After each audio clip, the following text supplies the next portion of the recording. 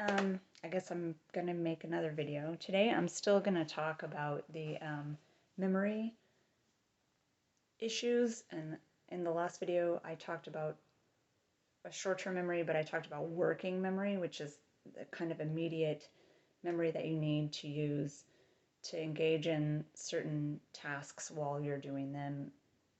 Uh, um, this time I'm still gonna continue to talk about short-term memory, maybe a little bit of realistic view of what is meant when people talk about short-term memory, long-term memory, working memory. There are no dead set limitations, time limits on what exactly that means. It's kind of a personal thing based on your kind of experience. Short-term memory doesn't necessarily mean an hour, a week, a month, a year. Long-term memory doesn't necessarily mean 30 years versus 5 years. There are no absolute measures of what that means. But generally, working memory is that part of your short-term memory that you're using to accomplish the task that you're doing right now. And there are things that you need to keep in mind while you're engaging in any certain activity. That's generally considered to be working memory. Short-term memory, to me, has changed over the course of this process that I've gone through for the last 15 years. How I view that has changed. But in general, I would say, for me personally, anything that goes out of a week, I kind of put into the long-term memory category, just mentally. And I consider kind of short-term memory to be within the span of 7 days of a week. The one thing that that people with brain injuries may be dealing with is just a day-to-day. So what you did yesterday, is that part of your working memory? Is that part of your short-term memory? I don't think anyone considers that to be a part of your working memory. It can be if you're working on a project that takes several days and you have to kind of keep things in mind. But there are techniques that people with brain injuries can use. They're very similar to the same techniques that people who don't have brain injuries use to keep themselves on track to do certain things and to perform certain tasks. There is no shame in taking notes. There is no shame in writing a journal. Okay, I would say, first of all, writing a journal is invaluable. You should do it. I, unfortunately, had a tendency to put too much emotion and not enough just the facts into my journal, where it was like, okay, well, this is what happened today, and write it down. And then just be able to go back and look at the events. And I had a tendency to put way more kind of emotional emphasis into my journals than I did managing to keep it simple and just down to the facts and the things that I needed to keep track of from day to day. I'm assuming that other people kind of sometimes do similar things. I doubt that, I'm the only person who, has done that. But for the person with the injury, I highly recommend that you try to the best of your ability, get into the habit of writing down, just taking some general notes every day of things that might be important for you to remember that happened, on that day. Or in order to just strengthen and exercise your kind of short-term retention, to just say, you just keep kind of a basic log of just the facts of your day. Went for a walk at such and such a time, took a shower at such and such a time, ate breakfast at such and such a time, maybe what you ate for breakfast. so that you can look back over it the next day. One technique that I'm familiar with, and I wish I remembered exactly where this came from. I think it was in a therapy situation, but where the idea was you you're kind of logging your day as you go through your day, and then at the end of the day, you sit down with a caregiver and you have them hold your log and you recount to them what you remember of the day.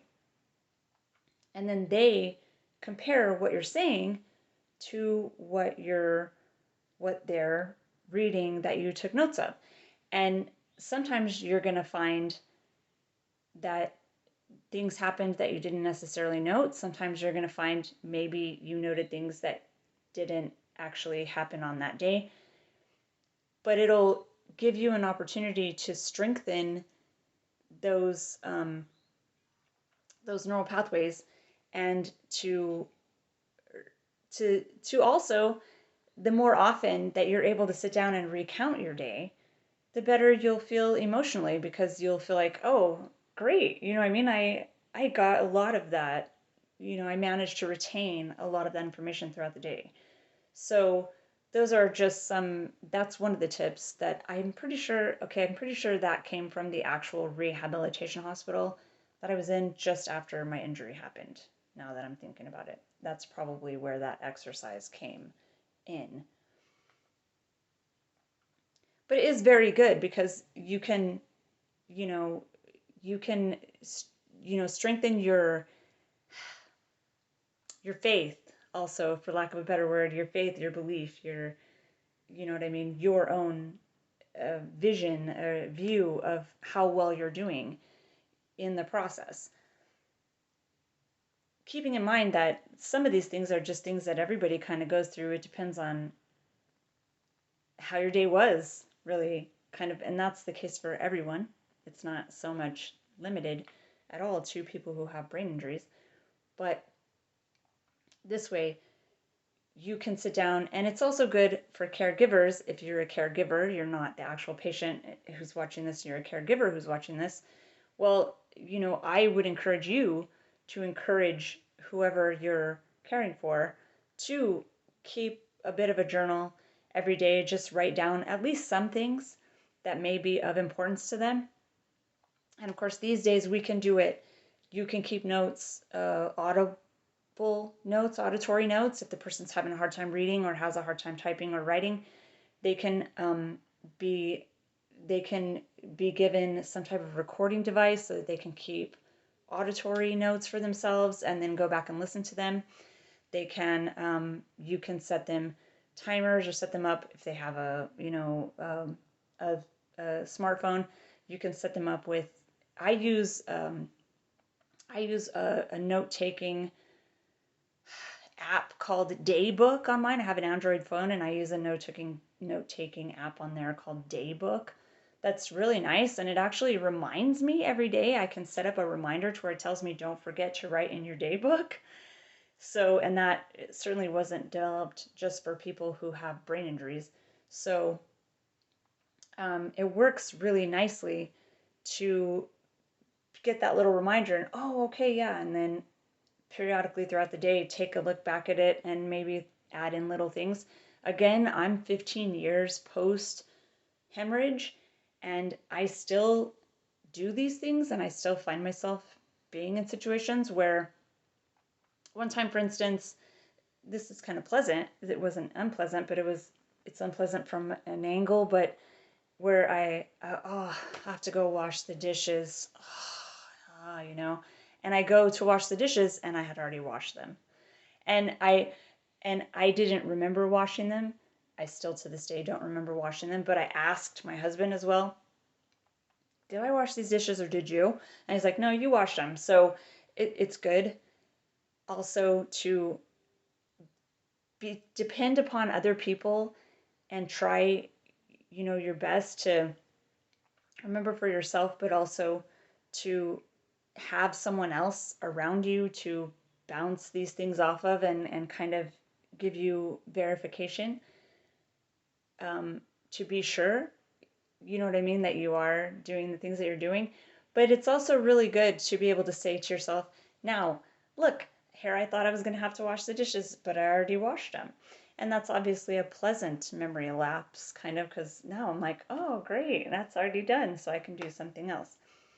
So with short-term memory, like I said, I consider it to be a little bit of a week. And when we get beyond a week, I kind of feel like, oh, that's a little bit more long-term. I'm not, like I said, I'm not aware that there's any dead set definition of that. So you could probably set it for yourself, and you may feel a month is your short-term memory limit, or 2 weeks, or paycheck, or whatever, you know what I mean, time limit you want to use. But I kind of feel like for me, short-term memory is about a week. And if I can remember on Sunday what I did last Monday, that's quite good.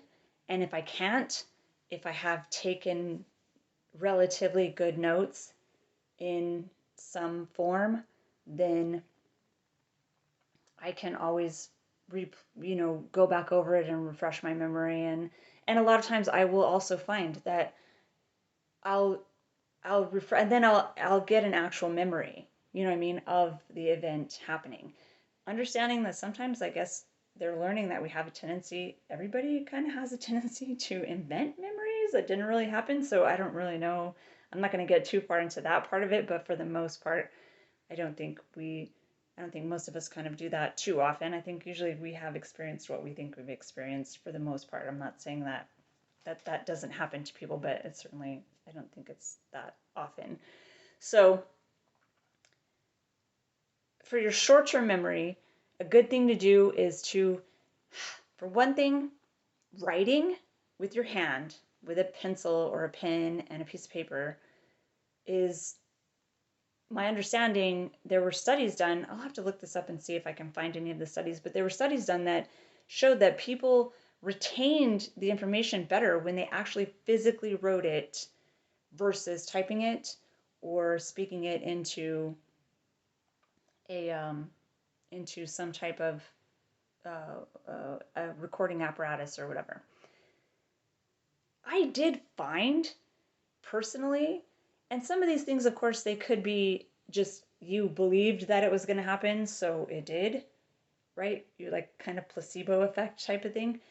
But I did find, and I still to this day find, that when I type a letter or a note versus when I actually handwrite something, it does seem like it's easier for me to recall what I have handwritten versus what I have typed or what I have recorded in an auditory or in some type of audio device. And I honestly don't know, like I said, if that's just kind of a placebo effect where you read this and you're like, well, that makes sense. It's your hand.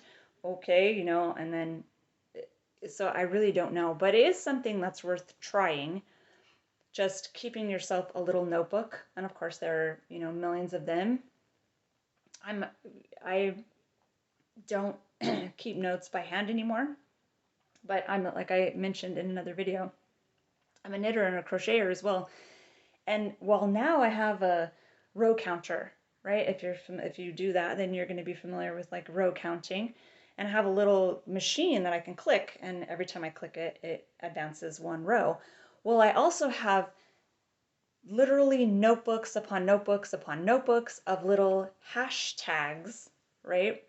For keeping track of my rows on various projects. And for whatever reason, it's you know what I mean? It's like that kind of quintessential picture of the prisoner marking off their days in the cell on the wall, and I have tons of those, and I keep finding them everywhere, even now, like from before I got my actual row counter and started using a row counter. But sometimes I still go back to the paper. And the reason I still go back to the paper now is because it genuinely does feel like it's a little bit better.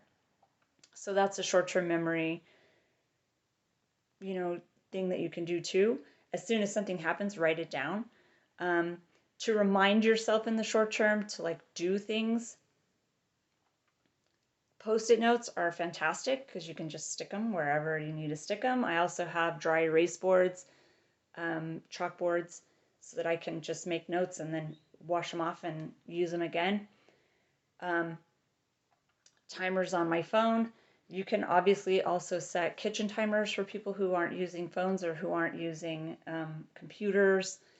My mom doesn't use a smartphone and doesn't like particularly to use the computer. She does okay with email, but she's not a big fan of the rest of it. So I still operate in a lot of ways those same ways. So these are just some good ways to help strengthen, and you need to not only strengthen your actual memory itself, but you need to strengthen your faith in your memory. But let's talk a little bit about the faith part and the belief in how well you're doing. There's a balance that has to be struck. And I know if you have followed me online and you've seen some of the things that I've said about the medical community and my experience, it wasn't really that good, and it was very unhopeful and you know what I mean? And just very like, you're stuck with this now. We have no information that you're ever going to be able to fix this or change this or do this again. But I was told they didn't think I was gonna be able to walk like up and down stairs. I was gonna always need like kind of assistance, you know what I mean? But I don't need any more assistance than anyone else does, like a rail by the side of the stairs, which are kind of there for everyone. I don't think they're just there for people who have disabilities. They're there for everybody. So I need those. I need good lighting.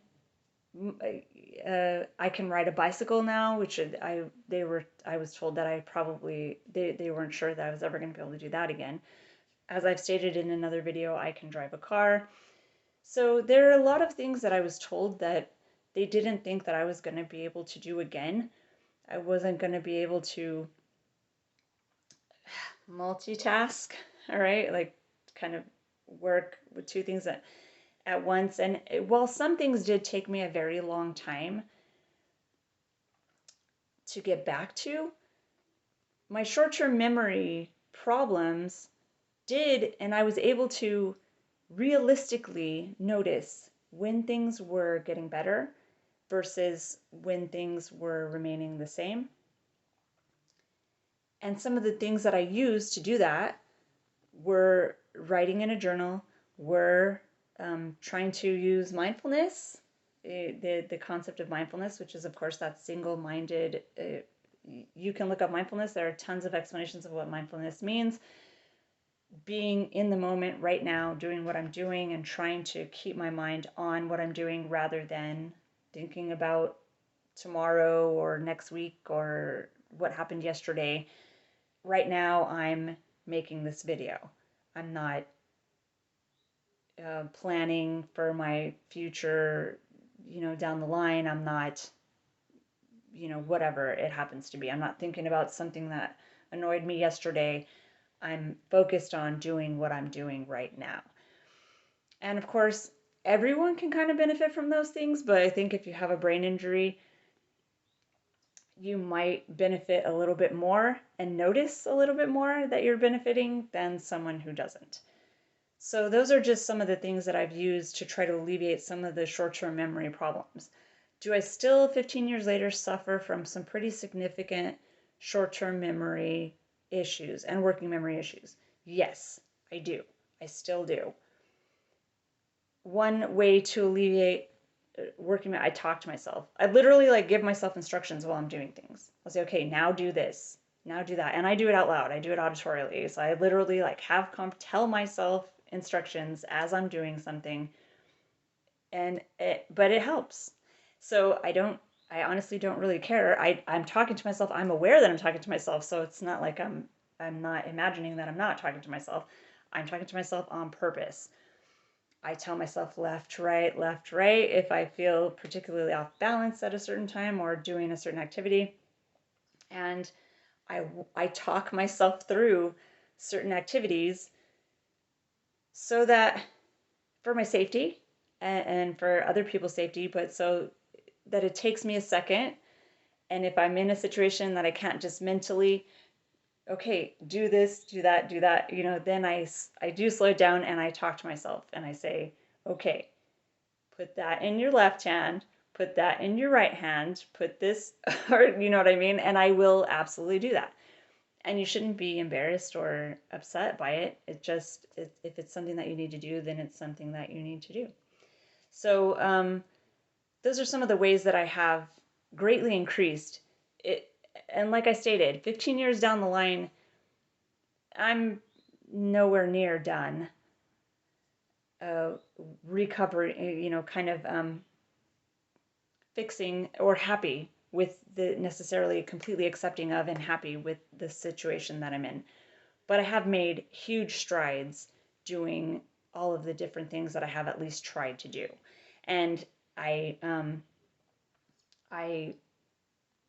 just want to try to express that as much as I can, particularly for people who have been following me and know like the different things that I say online and whatever. So thank you very much for watching. Again, if you feel like this is helpful to you or to someone else, please like, share, subscribe, and leave me a comment if you have any questions or you would like me to address anything else.